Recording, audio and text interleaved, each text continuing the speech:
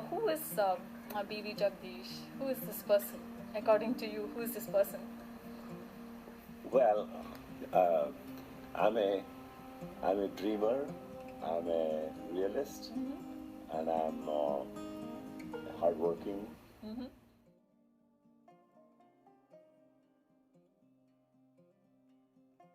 Kind of planned it in such a way that when I started the company in 1993, I gave myself time for 1 year that I'm going to try this out, and if this is going to click, fine, I'm going to pursue further. If it did not click, then it's like, hey, I always wanted to be an entrepreneur. In fact, my wife was very encouraging to try, asking me to try this out, right? Because this was a burning desire in me, and she was like, go try it.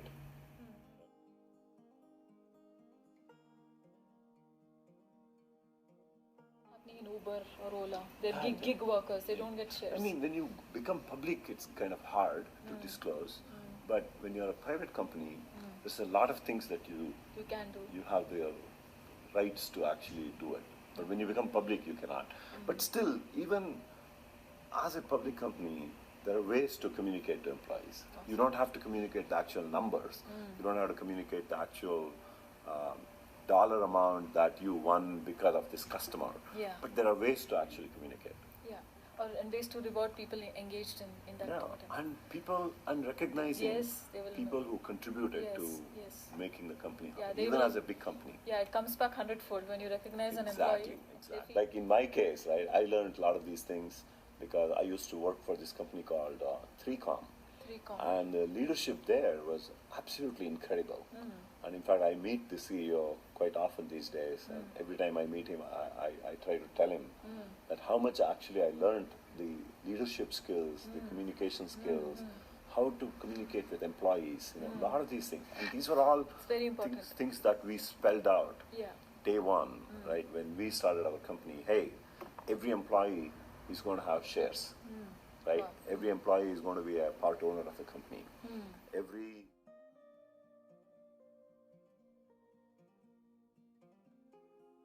Is there like a school for VCs, or are you thinking of starting something with your EdTech initiative? Like in India, even the street vendor is an entrepreneur. With that kind of reach, they're very entrepreneurial. It's a very good point. Yeah. So, are you doing something like that?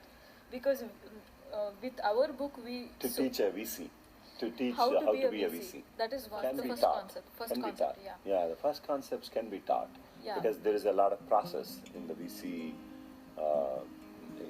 In the VC field, the structure can be taught. Yeah. But eventually, the decision making in investing, right, that is not a 100% structure. Yeah,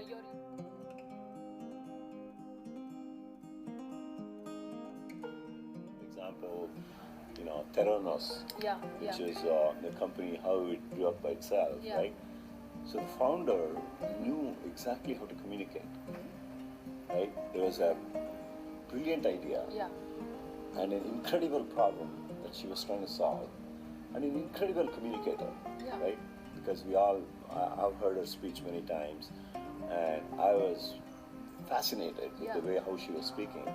But later on, we came to know, after this investigative article that came up from Wall Street Journal, that the crux of what she was doing, she had no knowledge about that.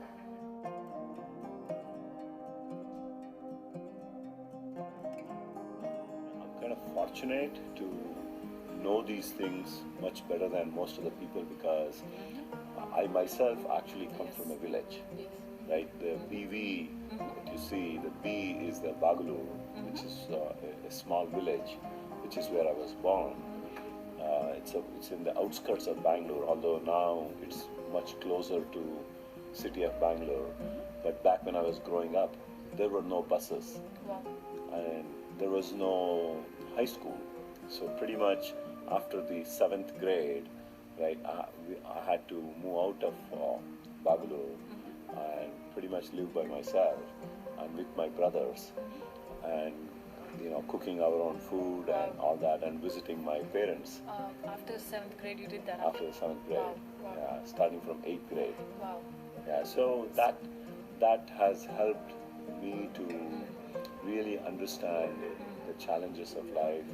And coming from a village, it helps me to be connected with the realities of life in villages. Yeah, you're very grounded, very down to earth, and I keep wondering why. Because it's unusual. You have this aura about you, but you also have this approachability about you. Anybody can come up and talk to you.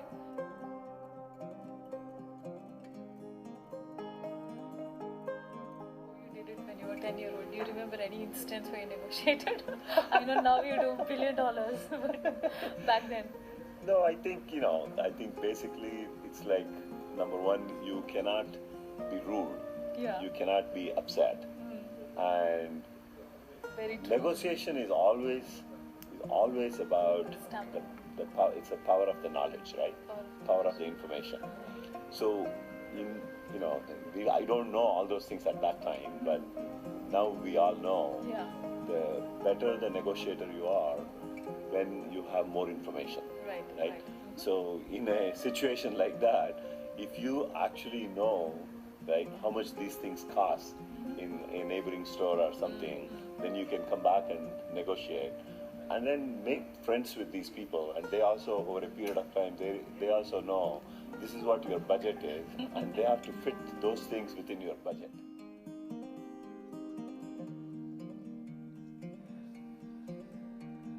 So 1 year you try, and if it clicks, fine. If it does not click, go back and start looking for a job. Hopefully, in another year, I'll be able to find a job. So that means from a financial perspective, I had planned in such a way that for about 2 years, if I don't have any salary, I can still survive. So you planned for it. So you had a backup plan. Right. See, that's why an entrepreneurs, everybody thinks an entrepreneur more as a risk taker. Yeah. Actually, an entrepreneur is not just a risk taker, but he's a great risk mitigator. Yes, I like that. It's a very good, that's what we should teach. Right. Why are we hyping up all these extreme traits of risk-taking, radical thinking, more organized thinking, contingency planning? These are all things. Take that risk and how you manage the risk. Yeah, as an immigrant. It's very hard. Because if something goes wrong, I cannot be on streets, nor my family, right? Yeah. Cannot be on streets. But you did it when you came to Bangalore from the village. Yes. So I had nothing to lose at that point of time. Yeah, but here it's not the nothing same. to lose. Whereas when you come here, you have a family, you have children, you cannot just put them on streets. Yeah. So there is a little bit of planning that I had to go through. And I kind of planned it in such a way that when I started the company in 1993, I gave myself time for 1 year that I'm going to try this out. And if this is going to click, fine, I'm going to pursue further.